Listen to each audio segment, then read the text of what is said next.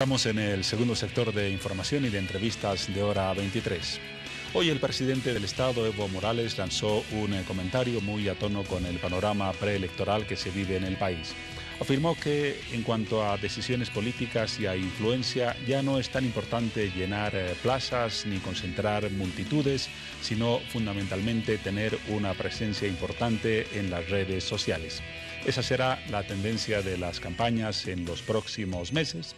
Hablaremos de este y otros temas vinculados a esta actualidad y a esta presencia de las redes sociales con Martín Díaz Meade. Nos visita una vez más en los estudios de Hora 23. Ya lo conocen, él es publicista y docente de la carrera de comunicación de la Universidad Católica Boliviana. ¿Cómo estás, Martín? Buenas noches. Buenas noches, Juan Pablo, y buenas noches a toda la audiencia de Hora 23. A propósito de ese comentario del presidente del Estado, muchos se preguntarán, y te lanzo la primera pregunta: ¿cuán decisivas e importantes van a ser las redes sociales en la próxima campaña política? ¿Las estamos sobredimensionando o tendrán el valor que muchos le asignan? No hay que sobredimensionarlas, pero tampoco hay que subestimarlas, ¿no? Una de cal y otra de arena, habría que decir. Por un lado, es bastante acertado el comentario del presidente a hablar acerca de hacer esta comparación entre las concentraciones masivas que habían antes y la presencia en las redes. Principalmente por un tema. A una concentración política requiere una actitud militante, ¿no? Requiere una actitud militante, un deseo de estar presente y de decir: yo voy a ir ahí a estar bajo el sol, a apoyar a mi candidato. En cambio, la red social requiere un poquito menos de acción. Requiere solamente sacar tu teléfono, sentarte frente al teclado. Y de hecho hay mucha gente que es criticada como revolucionarios de teclado, que solamente se sientan frente al teléfono y no salen a las calles, ¿no? Entonces te digo, son dos formas de la acción muy distintas y que tienen distintas repercusiones hoy en día. Ahora en los políticos hay muchas dualidades en su conducta. Hoy afirmó eso Evo Morales, en otras oportunidades sostiene que ellos tienen el poder de movilizar masas en la calle. ¿Cómo interpretamos esas dos visiones o esos cambios de criterio? Hay que recordar muy bien la forma en la que se comporta el electorado, y esto no es solamente en nuestro país, ¿no? Hay que recordar, por ejemplo, que ha habido un voto duro pro Evo que siempre ha llegado en todas las elecciones que han habido presidenciales, ¿no? Y también municipales, al 35%, ¿no? Que nunca, digamos que ha sido el tope bajo. Máximo. Y hay un voto también muy duro anti-Evo, cuyo tope también ha sido del 35%, ¿no? ¿Qué pasa con el resto de ese 30%? Ese 30% es lo que en inglés llaman the gray majority. Es lo que va navegando entre los polos y que te permite ganar o perder una elección. Son estos electores que no están necesariamente alineados de una manera militante, ¿no? Y que hacen que la elección se pinte de un color o de otro. Entonces, esa es lo que se llama la mayoría silenciosa, y esa mayoría silenciosa tiende mucho más a estar en las redes sociales. Ahora es posible, poniendo guerreros digitales o poniendo a personeros tras una computadora o como queramos llamarlo, para generar una tendencia en las redes y una decisión política, o más bien la gente que participa en las redes, todos nosotros, tiene una tendencia natural y de acuerdo a su criterio a tomar una definición y una posición política? A ver, vamos a hacer dos comparaciones bastante gráficas. ¿Qué pasa cuando tú tienes un líder político con tanta cantidad de seguidores como Evo Morales, que hace unas semanas ya se ha convertido en el líder político más seguido del Twitter, ¿no? Considerando también el Twitter que tiene un alcance que en Bolivia debe estar por el orden de ahora ya debe estar por el orden de unos 20 o 25%, ¿no? El Facebook es mucho más poderoso, llega al 94% de la población que está en Internet de Bolivia, ¿no? Un mensaje es replicado, ¿no? Por ejemplo, en el caso de un líder político, por sus acólitos. Entonces sus acólitos lo fabean o lo retuitean. Esto se parece mucho a lo que pasa con un diente de león, ¿no? Es decir, tienes un centro y una nube, digamos, de replicantes. En cambio, en una comunicación espontánea, tú no tienes esa cantidad de replicantes, pero sí tienes mucha más cantidad de puntos. de puntos, de puntos multimodales en la red. ¿Por qué? Porque la opinión es distinta, es decir, yo no tengo tantos seguidores como Evo Morales, que tiene 426.000, entonces yo tengo una cantidad de seguidores que me favean, me retuitean, ¿no? Pero esos seguidores tienen otra cantidad de seguidores que favean, retuitean. Entonces, en lugar de ser como un diente de león, son como que varios puntos en la red que distribuyen el mensaje. Esto es lo que Manuel Castells llama la autocomunicación de masas, ¿no? O sea, en este caso, Evo Morales está actuando como si fuera un medio masivo, ¿no? Que emite un mensaje que les llega a varios, ¿no? Y los otros puntos de la red como que se autocomunican, ¿no? Y actúan con una lógica mucho más horizontal. A propósito de mensajes en las redes y también en otros escenarios políticos, a través de la siguiente nota vamos a recordar una participación hoy del presidente Morales en relación a lo que él considera como una presencia imprescindible, la suya en la vida política. Esta es la nota que ha generado muchos comentarios, los tendremos luego después con Martín.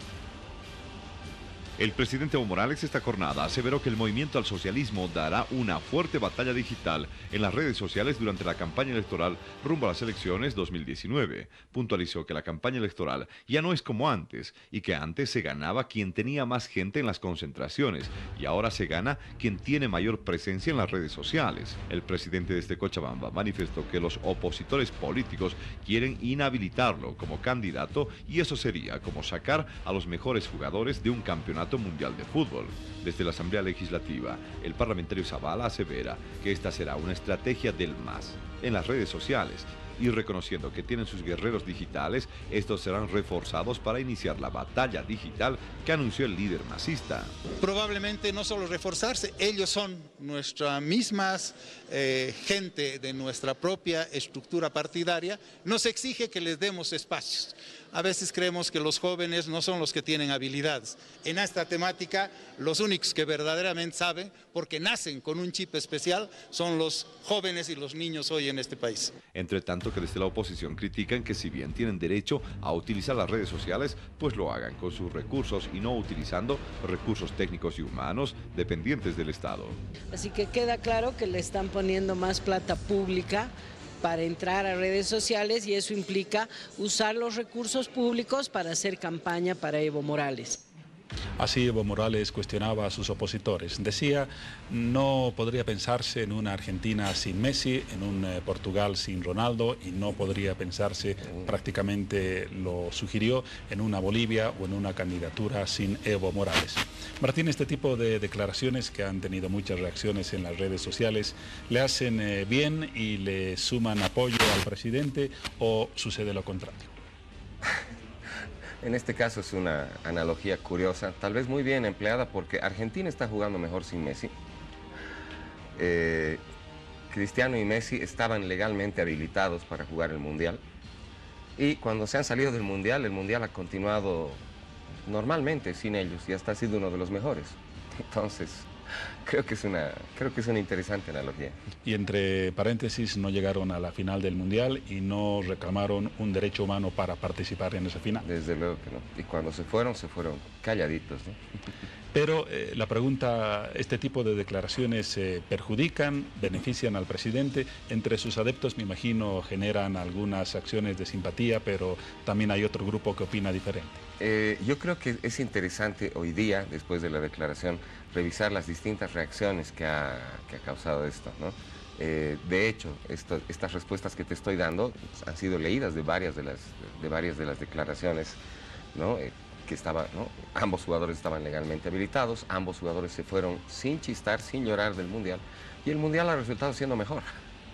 Entonces, yo dejaría esta declaración en particular en el campo de lo curioso, en el campo de lo llamativo, porque de por sí yo no veo que sume o reste adeptos, por ejemplo, o que sume apoyos. Ahora, es muy interesante ver, esto es un estudio que ha hecho Brújula Digital y que ha replicado Página 7 hace unas 3 semanas, la cantidad de reacciones positivas y negativas que llegan a tener algunas declaraciones, tanto de personeros del gobierno como de líderes de la oposición, ¿no?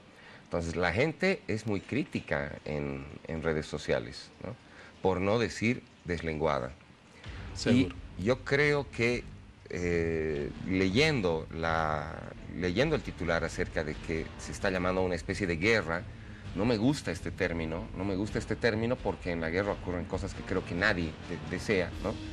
Se viene una época en la que vamos a tener que comenzar a ser muy críticos con la información, ¿no? Porque de manera muy suelta, o sea, tú sabes cómo funcionaban antes los medios masivos, ¿no? Decían, oye, va a renunciar el ministro tantos. ¿Dónde han dicho? En la tele. Ah, caramba, pero para que eso llegue a la tele, uno entendía que tenía que tener un rango de verdad, ¿no? O sea, ¿en qué canal has visto que dice que va a renunciar tal ministro? En el canal 5. Uy, qué terrible, ¿no? En cambio, ahora la gente dice, oye, dice que tal político tiene una fortuna en Suiza. ¿Dónde lo viste? En Twitter. ¿Pero en el Twitter de quién? Exacto. Entonces, se acerca una época en la que yo creo que la gente va a tener que ser mucho más crítica con la información que recibe, con la información que reenvía, que retuitea, a la que le da comentarios positivos o negativos, ¿no? Y esto es justamente para evitar este panorama de guerra, que yo creo que es algo que nadie desea. Y por último, Martín, así como recomiendas que la gente sea más crítica y más analítica con los mensajes que recibe, quienes los emiten también deberán tener más cuidado en medir cada palabra. Hoy con las redes sociales, con los medios, se puede distorsionar, se puede malinterpretar, se puede dar lugar a muchas versiones sobre una palabra o un concepto. Totalmente, totalmente. El problema de la red social es que tiene la desventaja de la espontaneidad, ¿no? La persona que va a tuitear o que va a actualizar su estado de Facebook, le basta solamente con sacar el teléfono y escribir y ¡fum!, se va, ¿no? No es como en los medios masivos, ¿no? Que tú que tienes tantos años en los medios, tú entiendes que hay un filtro, ¿no? O sea, esto que vamos a comunicar es verdad, pero de verdad es una cosa muy complicada, la renuncia de una autoridad, el fallecimiento, por ejemplo, de una celebridad que tiene que estar muy bien respaldada por sus fuentes, ¿no? Entonces sí, justamente creo que es muy al lugar tu observación de que quienes emiten estos mensajes también tienen una gran responsabilidad. Para cerrar, volviendo al tema con el que arrancamos, ¿cuán decisivas van a ser las redes en el resultado de octubre de 2019? Sé que es difícil predecir, estamos a mucho tiempo de esa fecha, pueden pasar muchas cosas, pero con los elementos que tenemos hoy, ¿qué respuesta podrías ofrecernos? Te voy a responder en dos partes. La primera es que yo creo que en una elección de hoy en día, y ya lo han demostrado Jair Bolsonaro en Brasil, Donald Trump en Estados Unidos, la presencia en las redes es importante. No sé si decisiva, pero importante, ¿no? Y número dos, estamos hablando de un panorama eleccionario, pero yo creo que primero habría que esperar que las reglas sean las correctas de juego y que todos respeten esas reglas antes de hablar de un panorama eleccionario. Porque si las reglas no se respetan, yo creo que, o sea, si el árbitro está tirado para un lado, yo creo que no vale la pena hablar de ninguna elección. Martín Díaz Meave, publicista, docente de la carrera de comunicación de la Universidad Católica Boliviana. Gracias, Martín, por habernos ayudado a interpretar algunas de las señales de este tiempo en las redes sociales y algunos hechos de coyuntura, como las declaraciones hoy del presidente del Estado. Muchas gracias a ti, Juan Pablo, y a toda la gente de Hora 23. Hasta una próxima oportunidad. Nos vamos ahora a unos mensajes. Es momento de un paréntesis para seguir luego con nuestro recorrido informativo.